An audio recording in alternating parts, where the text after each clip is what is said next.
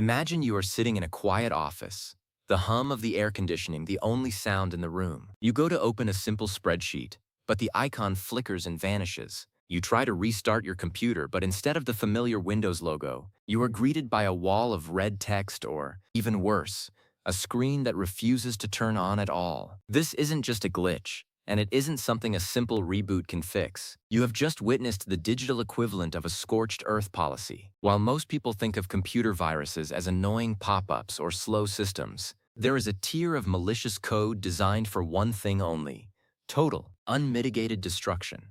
These are the viruses that don't want your credit card number and don't care about your passwords. They want to erase your data, melt your hardware, and paralyze the world's most critical infrastructure. From code that physically shattered nuclear centrifuges to malware that wiped out the entire digital history of global shipping giants, we are diving deep into the most destructive computer viruses ever written. We will explore the specialized engineering behind these digital weapons, the terrifying speed at which they spread, and the high-stakes shadow war being fought every day in the lines of code that run our modern world. Let's start with the undisputed heavyweight champion of industrial destruction, Stuxnet. Discovered in 2010, Stuxnet changed our understanding of what a computer virus could actually do. For decades, the boundary between the digital and physical worlds was firm. A virus could ruin your files, but it couldn't reach out and break a piece of machinery. Stuxnet shattered that boundary. It was an incredibly sophisticated worm designed with one very specific target in mind: the Siemens industrial controllers used in Iran's nuclear enrichment facilities. It didn't just infect computers. It hunted for the specific hardware that controlled the spinning of centrifuges. Once it found its target, it did something truly diabolical. It didn't just shut the machines down. Instead, it secretly took control of the frequency of the motors, making them spin at speeds they weren't designed to handle until they physically flew apart and were ruined. All the while, it fed fake data back to the operators' screens, showing that everything was running perfectly. It was a ghost in the machine that could inflict massive physical damage. This was the birth of true cyber warfare, proving that a thumb drive and a few thousand lines of code could be as effective as a fleet of bombers. But if Stuxnet was a precision surgical strike, the I Love You virus was a global wildfire. In the year 2000, millions of people received an email with the subject line, "I love you." In an era before people were trained to be suspicious of every link, thousands clicked on the attachment thinking it was a harmless romantic gesture. What followed was a digital catastrophe. The virus was a worm that immediately sent itself to everyone in the user's Outlook address book, creating an exponential wave of infections that crashed mail servers at the Pentagon, the CIA, and the British Parliament. But its destructiveness went beyond just clogging networks. It was programmed to find specific file types, photos, music, and documents, and overwrite them with copies of itself. For millions of people, a decade of family photos and personal work vanished in an instant, replaced by useless code. It caused an estimated $10 billion in damage, and forced a fundamental rethink of how global email systems were secured. It was a brutal lesson in how our human desire for connection could be weaponized to tear down the world's communication networks. Moving into the realm of modern warfare, we have to talk about NotPetya. In 2017, a virus began spreading through an accounting software update in Ukraine. It looked like ransomware, demanding a payment in Bitcoin to unlock encrypted files. But researchers soon discovered something horrifying. This wasn't ransomware at all. It was a wiper disguised as ransomware. There was no way to get the data back, even if you paid. The encryption was designed to be irreversible. It was a digital weapon of total destruction aimed at a nation's economy. Within hours, it jumped the borders of Ukraine and hit global corporations like Maersk, the world's largest shipping company. Maersk's entire global network was knocked offline. Terminals at ports from New Jersey to Mumbai ground to a halt. Ships couldn't be loaded, containers couldn't be tracked, and the company had to reinstall 4,000 servers and 45,000 PCs from scratch. The total damage to the global economy surpassed $10 billion, making it the most expensive and destructive cyber attack in history. It showed that in a hyper-connected world, a weapon aimed at one target can easily become a global plague that paralyzes the arteries of commerce. If you are interested in the technical mastery of hardware destruction, you have to look at the CIH virus, also known as Chernobyl. Released in 1998, This virus was a nightmare for anyone who owned a PC. Most viruses live in the operating system or on the hard drive, meaning you can usually fix the computer by wiping the disk and starting over. Chernobyl was different. It was designed to trigger on the anniversary of the Chernobyl nuclear disaster, and when it did, it attempted to overwrite the BIOS. The BIOS is a tiny piece of software stored on a chip on the motherboard that tells the computer how to turn on and look for the hard drive. If the BIOS is wiped, the computer becomes a brick.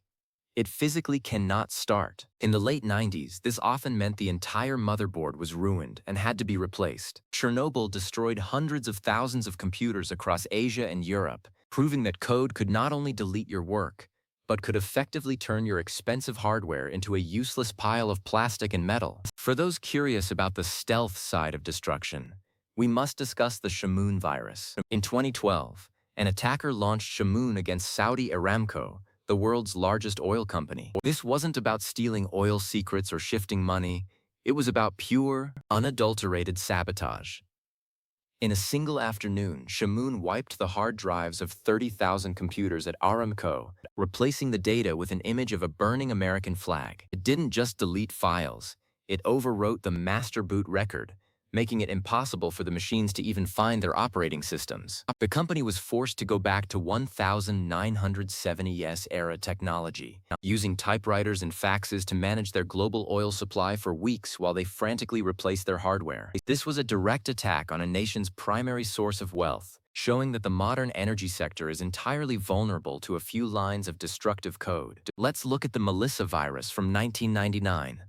While it didn't delete files like Chernobyl, its destructiveness came from its ability to cripple the world's most powerful corporations through sheer volume. It was a macro virus that lived inside Word documents. When opened, it hijacked the user's email and sent itself to 50 people in their address book. This may not sound like much today, but in the early days of corporate networking, it created a massive surge in traffic that overwhelmed the servers of companies like Microsoft and Intel. They were forced to shut down their internal networks just to stop the spread. It was a denial-of-service attack on a global scale, proving that even a virus that doesn't break anything can be incredibly destructive by simply making it impossible for people to do their jobs. It cost hundreds of millions of dollars in lost productivity, and showed that the speed of the internet was a double-edged sword. One of the most technically impressive but destructive worms was Slammer, which hit in 2003. Slammer was unique because it didn't even require a user to click on anything. It was a fileless worm that lived entirely in a computer's memory. It targeted a vulnerability in Microsoft's SQL servers and was only 376 bytes in size,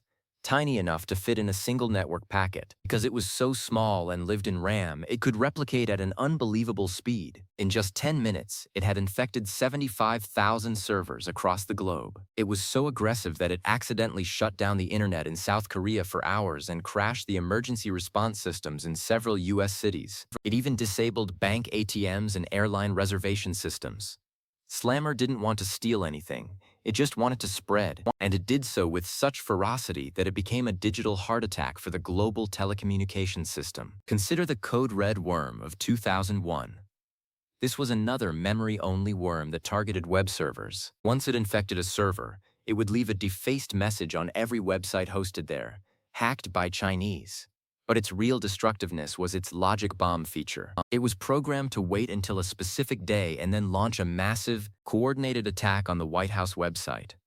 It was an early example of using a botnet of infected computers as a weapon of political protest. It forced the White House to change its IP address and caused millions of dollars in cleanup costs for IT departments around the world. It showed that infected computers could be used as a collective army to strike at the symbols of power, making the internet a new and unpredictable theater of conflict. A particularly disturbing example of a wiper is the Sony Pictures attack of 2014. A group calling themselves the Guardians of Peace used a virus called Destover to infiltrate Sony's internal network. This wasn't just about leaking unreleased movies or private emails. The virus was designed to wipe the hard drives of the entire company. Sony employees watched in real time as their files vanished, replaced by a haunting image of a skeleton on their screens. The virus also targeted the company's servers, effectively deleting their entire digital infrastructure. Sony was forced to shut down its global operations for weeks. This was a full-scale corporate reset,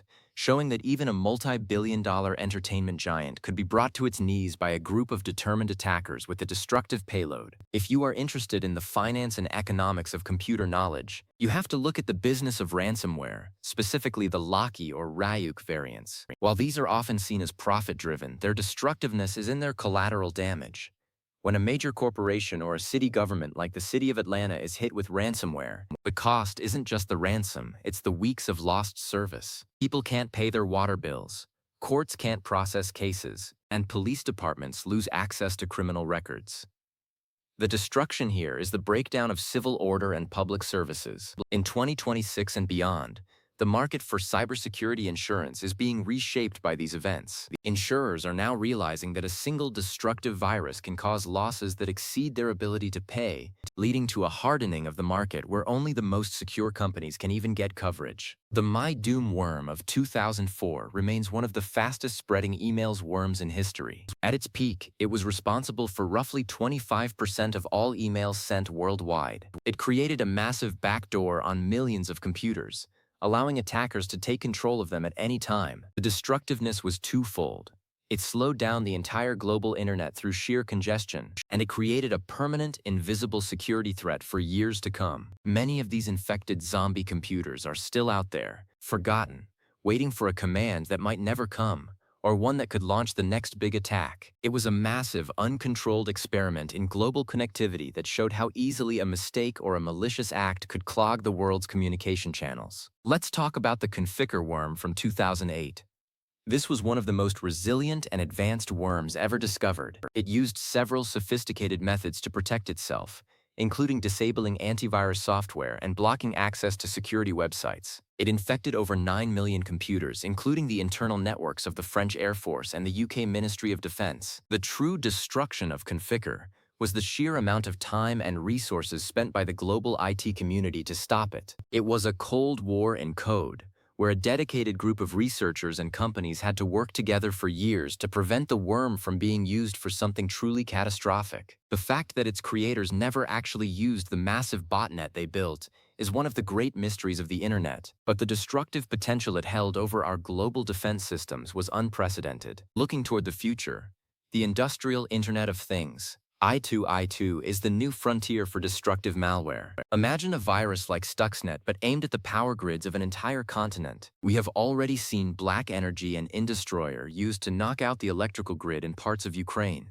These viruses don't just break the hardware. They take over the control systems and force them to shut down power to hundreds of thousands of homes in the dead of winter. The destruction here isn't just about bits and bytes. It's about human suffering and safety. As we move toward 2026, the vulnerability of our energy, water, and transportation systems to grid wipers is a top-tier security concern for every nation. We are building a world that is incredibly efficient but has a single, massive point of failure: the code that runs it. A very eerie piece of code is the Flame malware. Discovered in 2012, it was a giant, cumbersome piece of software, much larger than your average virus, designed for total domestic and international surveillance. It could record audio through a computer's microphone, take screenshots, and even steal data from nearby cell phones via Bluetooth. The destructiveness of Flame was the loss of secrets and the erosion of privacy on a massive scale. It showed that the most destructive weapon doesn't always have to break something. It can simply watch and listen until it has enough information to destroy a career or a government from the inside out. It was a masterclass in digital espionage that remained undetected for years, operating in the shadows of the world's most sensitive diplomatic and academic networks. Why do state actors and hackers create these weapons? For some, it is about asymmetric warfare.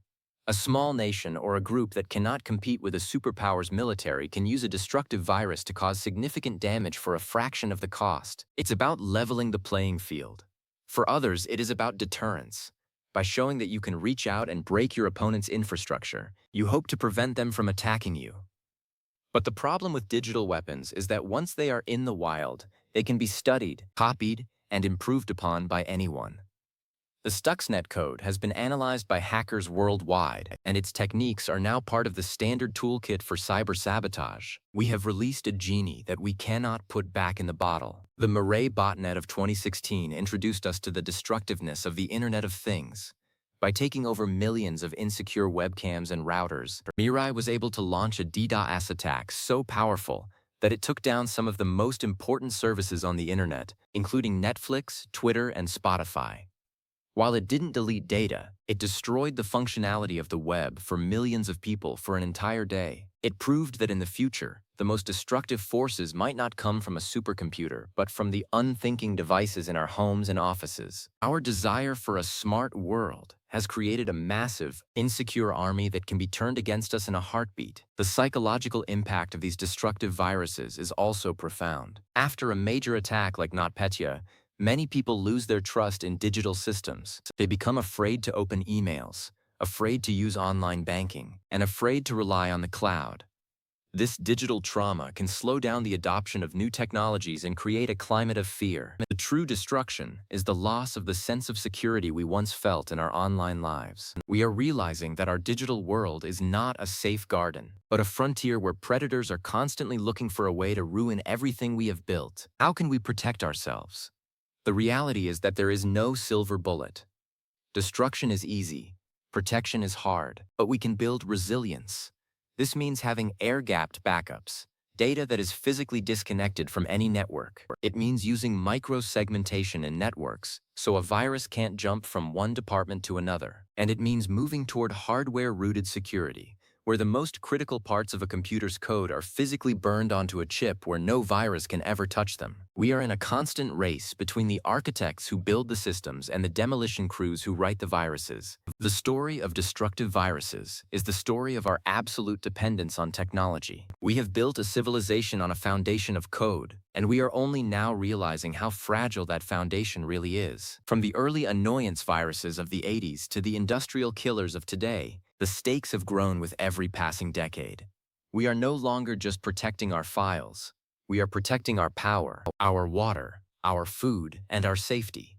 The code is the weapon, the internet is the battlefield, and we are all on the front lines. As we look toward 2026, the rise of autonomous cyber weapons is the next big worry. Imagine a virus with its own AI that can scout a network, identify the most destructive place to strike, and then execute the attack faster than any human can react. It wouldn't need a commander, it would just need a target. This is the endgame of destructive coding, where the weapon becomes a thinking entity that exists only to tear things down. The destruction here would be the loss of human control over our own digital creations. In the end, the most destructive virus is the one we haven't seen yet.